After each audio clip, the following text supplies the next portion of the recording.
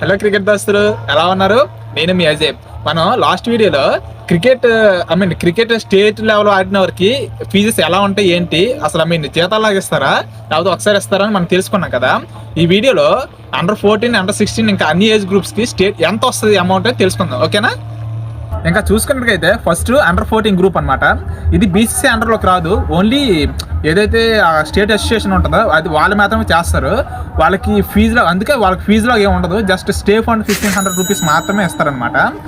ఇంకా next age group చూసుకున్నట్టుగైతే అండర్-16 అంటే per డేకి 10,000 ఇస్తారనమాట. అంటే వాళ్ళకి టెస్ట్ మ్యాచెస్ కాబట్టి 4 days అంటే 40,000. అదే బెంచ్లో ఉండే వాళ్ళకి, అంటే మిగతా 4 ప్లేయర్స్ ఉంటారు కదా బెంచ్లో సిట్టింగ్ ఉన్న వాళ్ళకి 5,000 వస్తుంది. లైక్ 4 into 5 20,000 వస్తుంది అనమాట. ఇంకా వీళ్ళకి కూడా స్టే ఫండ్ అనేది వస్తుంది అనమాట. అంటే డేకి 1500 రూపీస్, అలాగే 45 days ఎంత ఉంటుంది క్యాంపు.